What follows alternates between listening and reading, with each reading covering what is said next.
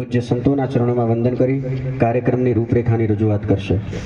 વિશ્વ હિન્દુ પરિષદ વડગામ પ્રખંડ આયોજિત આજના શહીદ વીર જીગરભાઈ ચૌધરીના શ્રદ્ધાંજલિ કાર્યક્રમમાં ઉપસ્થિત પૂજ્ય સંતો, પૂજ્ય યતિવર્ય વિજય સોમજી મહારાજ, ગાદીપતિ મગરવાડા વીર મહારાજ સ્થાન, સાથે સાથે અખિલ ભારતીય સંત સમિતિના ગુજરાત પ્રદેશના મહામંત્રી પણ છે, તેઓ પણ આજે આપણી વચ્ચે ઉપસ્થિત છે.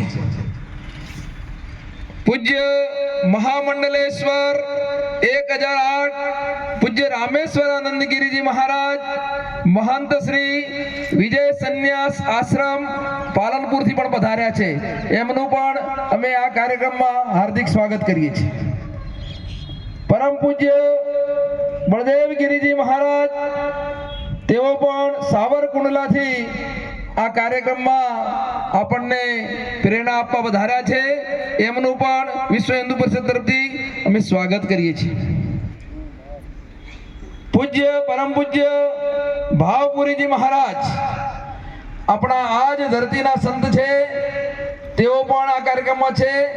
એમનું પણ ખૂબ જ સ્વાગત છે. સાથે સાથે ટીમમાં સાથે રહી અને સતત માર્ગદર્શન કરતા હોય છે. એ સિવાય અહીંયા વિશ્વ હિન્દુ પરિષદના જિલ્લાના તમામ પદાધિકારી, પ્રાંતમાંથી પધારેલા આદરણીય હિતેશભાઈ ઠક્કર, ઉપાધ્યક્ષ સામળભાઈ, મહામંત્રી અરવિંદભાઈ, બજરંગ દળ અને તમામ આયામોના પદાધિકારીઓ આજના આ કાર્યક્રમની અંદર ઉપસ્થિત રાષ્ટ્રપ્રેમી સૌ યુવાનો, ભાઈઓ, બહેનો, આપ સર્વેનું ફરીથી સ્વાગત છે. સૌએ આર્મીમાં જવાની જ્યારે એને હિંમત આપી છે, મિત્રો, આજથી 25 વર્ષ પહેલા તો કોઈ આર્મીમાં જતું નહોતું, પોલીસમાં કોઈ જતું નહોતું. જ્યારે આર્મીમાં લડવાની વાત, માત્ર ને માત્ર મા ભારતીના માટે મારું સર્વસ્વ અર્પણ કરીશ એવા ભાવ સાથે અહીંયા આગળ આપણો એક આ ધરતીનો એક દીકરો જ્યારે એ લડવા જાય છે ત્યારે એના મનમાં કેવી ભાવનાઓ છે આપણે કલ્પના કરી શકતા નથી.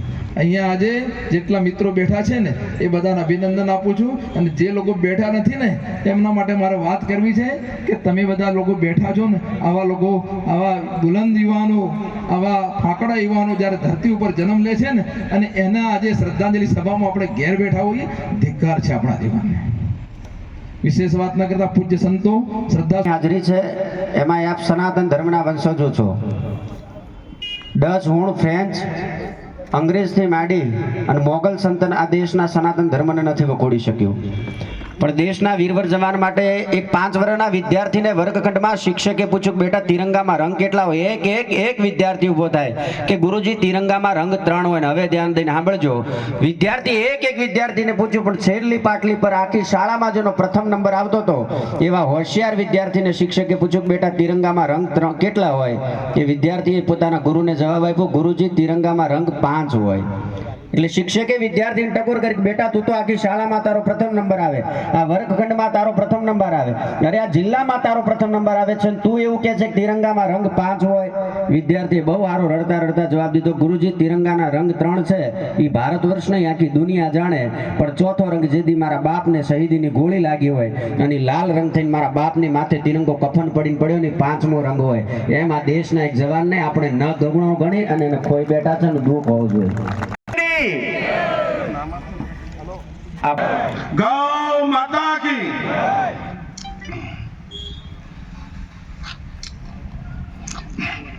परम पूज्य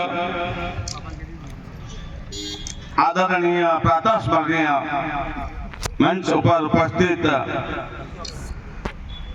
मगरवाड़ा धामना गादीपति श्री श्री विजय सोमजी महाराज, આવું જ્યારે બને છે ને ત્યારે આપણે બધા મળીએ છીએ અને ભેગા થઈએ છીએ. સંગઠન એક એવું હોવું જોઈએ કે દર મહિને હું તો કહું છું એક સંગઠનની મિટિંગ હોવી જોઈએ અને દર મહિને આના માટે વિચાર વિમર્શ કરવો જોઈએ કે હિન્દુ એક થાવ. આજે આપણો નવયુવાન જે દુશ્મનો સામે જે ગોળા બારૂદથી ડરતો નથી, સામે સાથે આજે ગોળા એ ઝીલે છે, એ પણ સુરક્ષિત નથી. એને કાબા દાવાથી માર્યો છે. આની અંદર તો મોટું મને તો ષડયંત્ર લાગી રહ્યું છે કે આની અંદર આ ઇરાદાપૂર્વકનું. બાકી એક રેલવેનો કર્મચારી હતો એ રે, અને જો સરકારી કર્મચારી હોય અને આપણો જો યુવાન જે છે આપણો મા ભૂમના રક્ષા માટે જેને આખું જીવન બલિદાન આપ્યું છે એને એ જો સુરક્ષિત ન રહી શકતો અને એને પણ એની સાથે એની પાસે છરી કેવી રીતે આવી, એને કોઈ તક નથી મળી, એને ગદ્દારીથી માર્યો છે અને પીઠ પાછળ ઘા કર્યો છે. બાકી એને જો લલકાર હોત તો એને 6નું ધાવણી યાદ કરાવી જાવ એવો આપણા જવાન છે. અને આજે એક તમે જુઓ તો ખરા આ પ્રોક્સી વોર ચાલી રહ્યું છે, એની અંદર જો હવે આપણે નહીં જાગીએ તો આપણો જુવાન સુરક્ષિત નથી. જો એના ગળા પર છરી આવી તો કાલ તમારા અને મારા ઘર સુધી છરી આવતા વાર નહીં લાગે. અજીબ કહું જાગો. અને આ બનાવ પછી આપણે ખરેખર વડગામ તાલુકાની અંદર હું તો એમ કહું છું મને તો ગર્વ હતો, પણ આજે આ સંખ્યા જોઈને મને એમ થાય છે કે ખરેખર શું શબ્દો નથી મારી પાસે, કારણ કે હું કહીશ તો કોઈને ખોટું લાગશે. અને અમે તો સ્પષ્ટ કહેવા વાળા માણસો, સંત જો સાચું ન કહે તો સંત ન કહેવાય. આજે વધારે સમય ન લેતા મારા પૂજનીય સંતાન કી બોલો, ભારત માતા કી, ભારત માતા की. आज मैंने भारत माता की जय बोलते हुए भी आंसू आ रहे हैं आंख में. उसका कारण ये युवा बहादुर वीर जो एक चोरी छुपे शहीद हुआ है, जिसने अधर्मी ने अपने ऊपर वार किया है, उस आत्मा मेरी इतनी अंदर जल रही है तो परिवार की आत्मा कितनी जल रही होगी, उसकी माता पे क्या बीत रही होगी, उसके पिता पे क्या बीत रही होगी. ये सब अपनी फूट का कारण है. अपन सब एक नहीं है, उसका कारण है. अपन जब भी आता है, कोई समय आता है, आवेदन पत्र के लिए खड़े हो जाते हैं. निकाल सकती हैं आप.